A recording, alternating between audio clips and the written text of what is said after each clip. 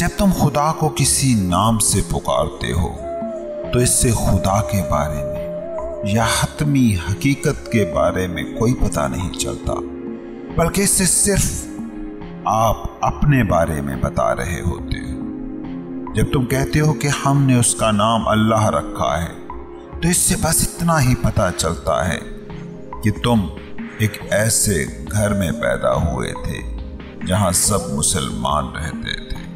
जब तुम कहते हो कि हमने उसका नाम राम रखा है, तो तुम बस अपने ही बारे में बता रहे होते हो कि तुम हिंदू घर में पैदा हुए हो। जब तुम इसको गॉड कहकर पुकारते हो या क्राइस्ट कहते हो, तो उस वक्त तुम किसी हतमी हकीकत के बारे में नहीं बोल रहे होते, बल्कि सिर्फ इस बात की निशानदही हो रही होती है कि तुम एक ईसाई घर में पैदा हुए हो। लफ्ज जो आप बोलते हैं वो सिर्फ आपका पता देते हैं। जिनकी तरफ वो लफ्ज इशारा है उनकी बाबत ये कुछ नहीं बताते, और इसी बुनियाद पर ये मज़ाहिब के मानने वाले आपस में लड़ते रहते हैं। अगर हतमी सच को, अल्टीमेट रियलिटी को, अल्लाह मानने वाले को पता होता कि अल्लाह क्या है, राम कहने वाले को पता होता कि राम क्या है, और गॉड कहने वाले जानते होते कि गॉड कौन है, तो फिर मज़ाहिब के दरमियान ये झगड़ा नामुमकिन होता। याद रखो कि जिसे तुम नाम दे रहे हो उसके बारे में तुम्हें कोई पता नहीं होता। तुमने कभी किसी भी मजहबी रिवायत, सकाफती ताल्लुक और तमद्दनी पस मंजर से ताल्लुक रखने वाले सच्चे सूफियों को मजहब के नाम पर तकसीम करते और लड़ते नहीं देखा होगा, क्योंकि सूफी चाहे वो किसी भी ट्रेडिशन से ताल्लुक रखते हो, वो एक बात जानते हैं कि जिसको याद किया जा सके, जिससे बोला जा सके, वो उस हतमी हकीकत का नाम नहीं हो सकता। और जो भी नाम है वो है ही इसलिए कि उन्हें बोला जा सकता है, उन्हें याद किया जा सकता है। क्या आप कोई ऐसा नाम जानते हैं कि जो याद ना हो सके, जो बोला ना जा सकता हो? क्योंकि अगर कोई नाम बोला ना जा सके, याद ना किया जा सके, तो तुम्हें उसका पता भी कैसे चलेगा? सूफियों को कभी गौर से सुनना कि जब उन्हें इस अल्टीमेट रियलिटी का पता चल जाता है तो वो इसे कोई भी नाम नहीं दे पाते। इस बात को समझिए कि नाम देना, नेमिंग का अमल आपके माइंड में होने वाला एक्ट है, और खुदा तुम्हारी जहन की बसाई हुई दुनिया से बाहर की हकीकत है। तुम उस हकीकत को जान तो सकते हो, बोल नहीं सकते हो, क्योंकि जो ही तुम उससे बोलोगे वो तुम्हारी दिमाग की दुनिया का एक खेल हो जाता है, और दिमाग की बसाई सारी दुनिया शराब है। इसका हकीकत से कोई भी लेना देना नहीं, और वो जिसे तुम खुदा कहते हो वही सिर्फ हतमी हकीकत है। इसीलिए तो सूफी कहते हैं कि ला मौजूद इल्लल्लाह, उसके अलावा तो कुछ है ही नहीं। हकीकत को बयान करने के लिए तो तुम्हें हकीकत होना पड़ेगा, और मजे की बात यह है कि जब तुम हकीकत हो जाते हो तो फिर तुम्हारे पास कहने को कोई लफ्ज ही नहीं रह जाता। दुनिया के कितने ऐसे सूफी हैं कि जो जब जान गए, इस हतमी हकीकत को पा गए, तो उन्होंने बोलना ही बंद कर दिया। इस बात को समझो कि जिसे तुम्हारा जहन याद कर ले, जिसे तुम्हारी जबान बोल ले, वो भी कोई नाम है। वो तो अनाई दुनिया का खेल है, और अना की सारी दुनिया तो जीती है नामों के बल पर। तुम एक लम्हे को सोचो कि जो भी तुम्हारी जिंदगी की सारी नाम निहाद हकीकतें हैं, वो कितनी कोई हकीकत है। तुम्हारे पास नामों के अलावा और है ही क्या? तुम अपना नाम बताते हो, अपनी फैमिली का नाम बताते हो, तुम्हारे पास तुम्हारे सियासी मुआशी स्टेटस का नाम है, तुम्हारे पास तुम्हारी नस्ल, तुम्हारे रंग का नाम है, तुम्हारे पास तुम्हारे ओहदे का नाम है, पेशे का नाम है। सोचो, तुम्हारी याददाश्त इस वक्त खो जाए तो क्या कहोगे कि तुम कौन हो? तुमसे नाम छिन जाने से तुम कहीं भी नहीं गए, लेकिन तुम्हारा सारा तारुफ खो जाता है। जदीद साइकोलॉजी कहती है कि मनफी सजेशंस कभी भी खुद को ना दें, हमेशा पॉजिटिव अफर्मेशंस ही दोहराएं। लेकिन अगर आप मजहब के जरिए हकीकत तक पहुंचना चाहते हैं तो इसका तरीका ही नेगेटिव सजेशन है। तुम जब तक सारा कुछ ला नहीं कर पाते, इल्लल्लाह हो ही नहीं पाता। ये जो सूफी मैं को मिटाने, अना को मिटाने की बात करते हैं, इसका यही तो मतलब है। अना क्या है? जिसे तुम समझते हो वो क्या है? नामों का मजमूआ। तुम्हारे तारुफ के लिए तुम क्या करते हो? तुम्हें खुद को बयान करना हो तो क्या करते हो? नाम दोहरा देते हो, अपना नाम, कौम, रंग, नस्ल का नाम, इलाके, सूबे, मुल्क, बरे आजम का नाम, माशी रुतबे का टाइटल, दफ्तरी ओहदे का उन्वान, तुम्हारे पेशे का नाम। यही सारे नाम मिलकर तुम्हारा तारुफ बनते हैं ना। अब अगर किसी तरीके से तुम्हारी याददाश्त को सुला दिया जाए तो तुम्हारी सबसे बड़ी हकीकत यानी तुम्हारा आईएमनेस तो मौजूद रहता है, मगर तुम्हारा तारुफ खो जाता है, तुम्हारी मैं खो जाती है, मतलब तुम्हारे सारे लफ्ज खो जाते हैं। याद रखें, जो नाम है वो ज़मान और मकान का असीर है। नाम ज़मान और मकान में ही वाक़ होता है। आपको याद सारे नाम, चाहे वो आपका अपना नाम है या किसी भी और चीज़ या हकीकत का नाम, ये सारे टाइम के दायरे में होते हैं। तुमको याद जितने भी नाम हैं उनको समझने की कोशिश करो। ये सारे नाम तुमने एक मखसूस माहौल, मखसूस घर, मखसूस ज़बान में, मखसूस वक्त के अंदर सीखे हैं। तुम एक घर में पैदा हुए जहाँ एक ज़बान बोली जाती थी, जहाँ की ख़ास सकाफ़त थी, जहाँ का ख़ास एक तमद्दुन था, जहाँ की ख़ास कुछ रिवायतें थी। उसी स्पेस, उसी मकान में, टाइम के अंदर रहते हुए ज़मान में तुमने वो सारे नाम सीखे हैं। और सूफी कहते हैं कि जो ज़मान व मकान में पैदा हो वो तुम्हें ज़मान व मकान से बाहर नहीं ले जा सकता। और जिसे तुम खुदा कहते हो, जिसे तुम हतमी सदाकत कहते हो, वो ज़मान व मकान से बाहर की हकीकत है, लफ्ज़ों के बयान से बाहर की हकीकत है। क्योंकि ज़मान व मकान में जो भी है वो बदलता है, वो बाउंड टू चेंज है, लेकिन हतमी हकीकत, रियलिटी कभी बदलती नहीं है। लफ्ज़ ज़मान व मकान में पैदा होते हैं, वो तुम्हें कभी ज़मान व मकान से बाहर मौजूद हकीकत तक नहीं पहुंचा सकते।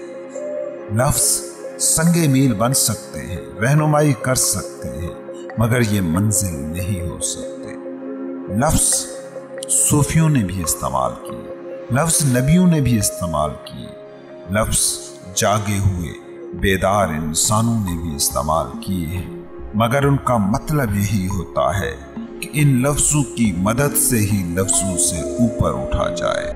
लफ्ज़ सीढ़ियों का काम कर, सीढ़ी सिर्फ आपको ऊपर पहुंचाने के लिए ही नहीं होती, ऊपर से नीचे उतरने का काम भी यही सीढ़ी करती है। याद रखना, वक्त से बाहर वही जा सकता है जो वक्त की सरहद से मावरा है। इस बात को समझो कि वक्त के अंदर जो पैदा होता है वो टाइम के अंदर फना हो जाता है। जो चीज़ वक्त के अंदर पैदा होती है वो वक्त के अंदर ही फना हो जाती है। और इसकी बेहतरीन मिसाल है तुम्हारी अना। अना क्या है? एक पॉइंट ऑफ टाइम में तुम नहीं थे, फिर तुम माँ की कोख में यकखुल्वी सेल के तौर पर वजूद में आए, फिर वो यकखुल्वी सेल मराहिल से गुजरा और बच्चे बनने का पूरा अमल माँ के पेट में मुकम्मल हुआ। ماں کے پیٹ میں بچہ اپنی ساری غذائیت باہر ہی سے لے رہا تھا، اس سینس میں کہ ماں جو کچھ کھا پی رہی تھی وہ باہر کا تھا اور اسی سے بچہ بھی اپنا حصہ لے رہا تھا۔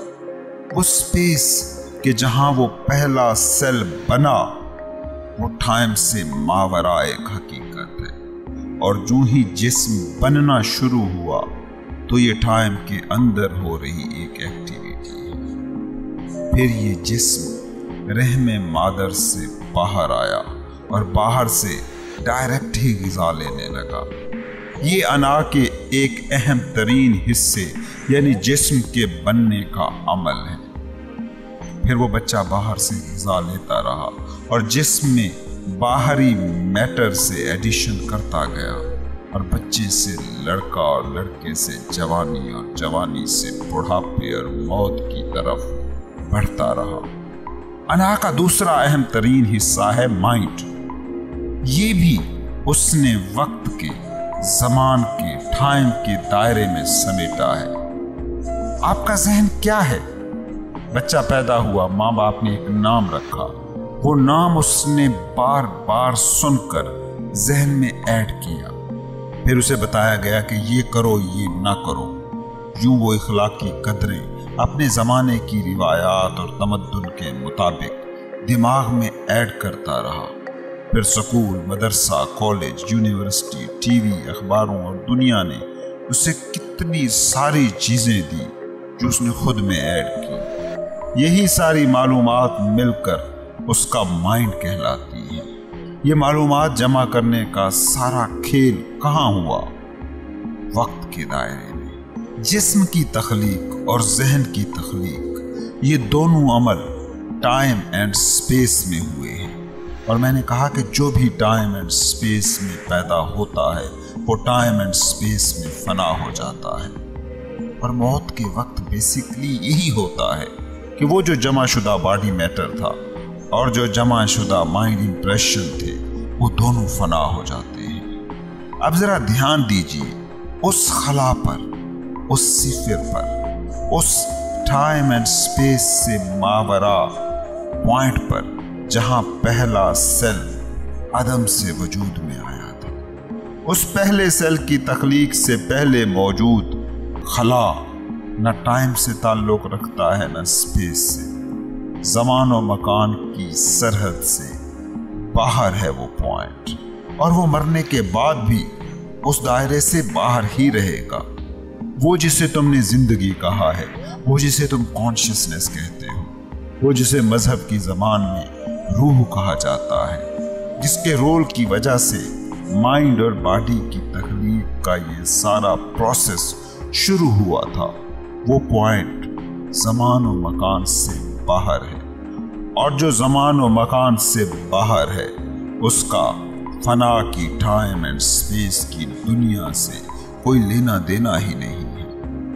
وہ جو ریئل یو ہے، وہ جو حقیقی سیلف ہے، وہ جو تمہاری آئی ایم ایس ہے، جس کی وجہ سے تمہارے جسم اور دماغ کو وہ ساری انرجی ملی کہ وہ دنیا کا یہ سارا کھیل رچا سکے، وہ زمان و مکان کا فینومینا ہی نہیں ہے، یہ آپ کا جسم ہے جس میں ایک مائنڈ ایکٹیو ہے۔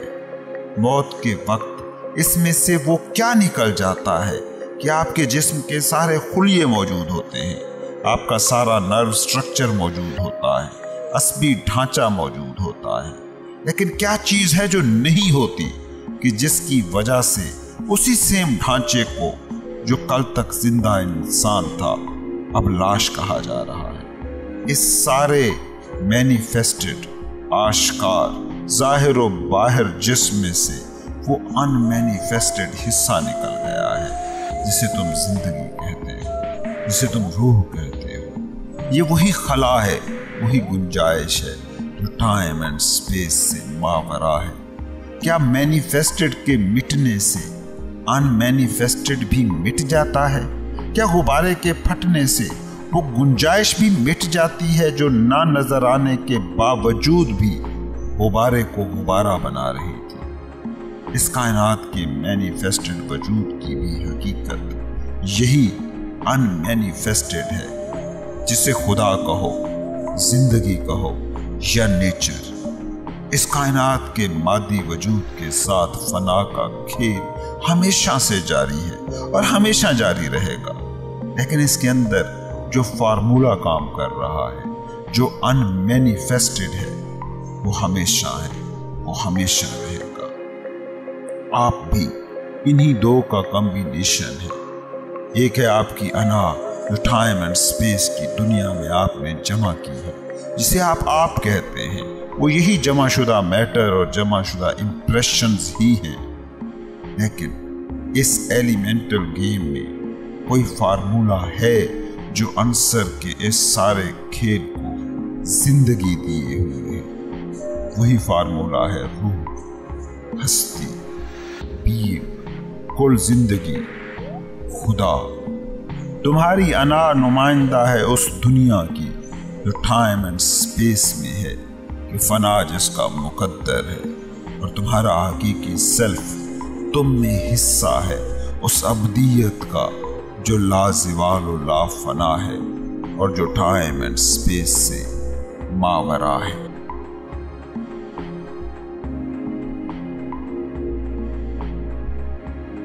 एहसास कमतरी क्या है? एहसास कमतरी ये है कि जिंदगी में तुम जहां भी हो, जितनी भी तुम्हारे पास ताकत हो, दौलत हो, शोहरत हो, तुम्हारे जहन से ये ख्याल कभी नहीं जाता कि कोई तुमसे आगे है। कोई तुमसे आगे है, ये ख्याल ही एहसास कमतरी है। कोई तुमसे अमीर है, कोई तुमसे ताकतवर है, कोई तुमसे हसीन है, कोई तुमसे मशहूर है, कोई तुमसे आगे है, कोई तुमसे ज्यादा है। ये ख्याल एक ऐसा वायरस है जो सदा तुम में बीमारियों को तख्लीक करता रहता है। फिर जो जैसा है वैसा नजर नहीं आता, बल्कि वैसा नजर आता है जैसी वायरस की ऐनक होती है। फिर वो गरीब जो अमीर से मुकाबला करता है, वो जिंदगी को नहीं देखता, बल्कि अपनी जेब में मौजूद पैसों को देखता है।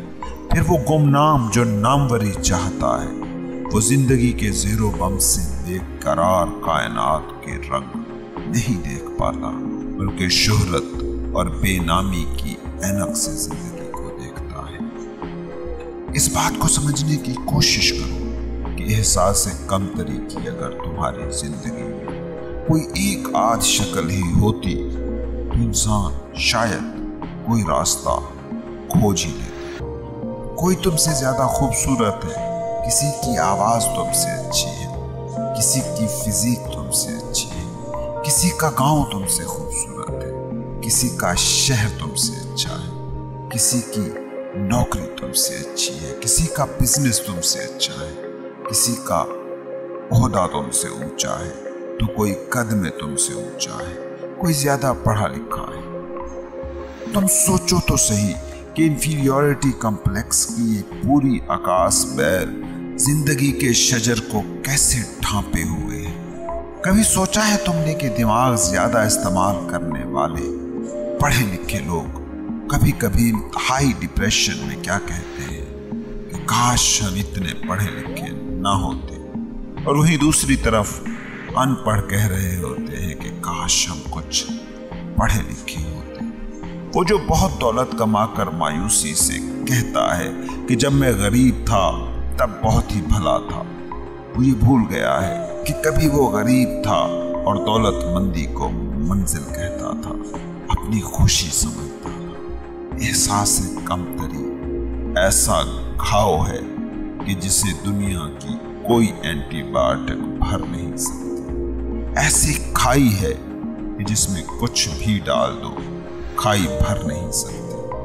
तुमने कभी फैक्ट्री मालिक की आंखों में नहीं देखा कि वो जब अपने नौजवान लड़कों के जिस्म को, एनर्जी को, जवानी को देखता है तो किस आग में जल रहा होता है। और मजे की बात तो ये है कि उसी फैक्ट्री मालिक से बैठे वो मुलाजिम कैसे हसद कर रहे होते हैं कि इसके तो मजे लगे हुए हैं। तुम गौर से देखो, किसी के पास ज्यादा इल्म है तो वो कह रहा है कि आ गई दुख है, किसी के पास کچھ علم نہیں تو وہ کہہ رہا ہے کہ کاش میں بھی کچھ جانتا ہوتا۔ تم اس المیے کو دیکھ ہی نہیں پا رہے کہ کروڑوں لوگ ہیں تمہاری اس دنیا میں، اور ہر آدمی میں اپنی طرح کی کوئی خوبی ہے۔ ہر آدمی کے پاس زندگی کا اپنا ہی گر ہے، اور تم ہر کسی میں کچھ ڈھونڈ ہی لیتے ہو کہ جو اس میں ہے، اور تم اس سے محروم۔ خدا کا بنایا ہوا ہے تو کوئی بھی انسان کسی نہ کسی خوبی کا حامل تو ہوگا ہی، وہ خوبی سے یکسر محروم کیسے ہو سکتا ہے؟ لیکن تمہارے ساتھ کیا ہوتا ہے کہ جو احساس کمتری کا شکار ہو، اس کی نظر فوراً دوسرے کی خوبی پر جاتی ہے اور اپنی خامی کی طرف، کیونکہ تم ہر وقت مقابلے کی حالت میں رہتے ہو۔ تم ہر وقت کسی کے ساتھ اپنا تقابل کر رہے ہو، کیونکہ اسی تقابل سے ہی تو احساس کمتری کو طاقت ملے گی۔ تم نے کبھی سوچا ہے کہ تم ہر وقت یہی کھوجتے رہتے ہو کہ کس چیز میں تم دوسروں سے پیچھے ہو؟ اب اس صورتحال کو ذرا گہرائی میں جاننے کی کوشش تو کرو۔ تم ہر انسان میں اس کی خوبیاں دیکھ کر اس کا خود سے مقابلہ کر رہے ہو، اور ارد گرد جتنے بھی لوگ موجود ہیں ان میں کوئی نہ کوئی گن، کوئی نہ کوئی خوبی خدا نے رکھی ہی ہے، جس کا مطلب یہ ہوا کہ جتنے بھی لوگ ہیں اتنی ہی تمہارے پاس احساس کمتریاں ہیں۔ کوئی تم سے شکل میں بہتر لگتا ہے، کوئی تم سے صحت میں بہتر ہے، کوئی دولت میں آگے ہے، کوئی شہرت رتبے میں تم سے آگے ہے، اور تم احساس کمتری کے وائرس کو ان سب سے مقابلے کی وجہ سے طاقت دے رہے ہیں۔ آکاش بیل زندگی کے شجر کو مکمل لپیٹ میں لے لیتی ہے تو تم کہتے ہو ہائے میں دکھی ہوں۔ تم نے کبھی سوچا ہے کہ آکاش بیل درخت کے ساتھ ایکچولی کرتی کیا ہے؟ آکاش بیل کا ایک چھوٹا سا ٹکڑا تم درخت پر پھینک دو، اس کے بعد وہ ٹکڑا آہستہ آہستہ بڑھتا رہتا ہے اور بڑھتا رہتا ہے، اور آخر میں پتہ لگتا ہے کہ وہ جو اوریجنل درخت تھا اس کا تو ایک بھی پتا نظر نہیں آ رہا۔ ہر طرف آکاش بیل کی پیلاہٹ ہی رہ جاتی ہے۔ مقابلہ اور مقابلے سے پیدا ہونے والا احساس سے کمتری بھی وہی آکاش بیل ہے جو تمہاری زندگی کی ساری ہریالی چھپا دیتی ہے اور تمہیں ایک زرد روح دکھی انسان بنا دیتی ہے۔ تم کبھی اپنی انا کا تجزیہ کرنے بیٹھو تو جانو گے کہ اپنی جڑ میں تو تم کچھ اور ہی درخت ہو، مگر باہر زندگی کے شجر کا جو حال ہے وہ کچھ اور ہی کہانی بیان کر رہا ہے۔ تم وہ شجر رہ ہی نہیں گئے جو آکاش بیل کے نیچے چھپا ہے، اور یہ آکاش بیل کیا ہے؟ تمہاری احساس کمتری، ہمیشہ دوسروں کے ساتھ اپنا مقابلہ کرنا، اور اس مقابلے سے خود کو طے کرنے کی کوشش کرنا۔ کبھی تم نے غور کیا ہے کہ کوئی چھوٹا درخت کبھی کسی بڑے درخت کے مقابلے میں کسی احساس کمتری کا شکار نہیں ہوتا؟ گلاب کا پھول کبھی گل نرگس سے مقابلہ نہیں کرتا۔ کوئی چھوٹی تتلی بڑی تتلی سے خود کو کمتر محسوس نہیں کرتی۔ صرف انسان ہے جو مقابلہ کرتا ہے، صرف انسان ہے جو احساس کمتری کا شکار ہوتا ہے، اور صرف انسان ہی ہے کہ جو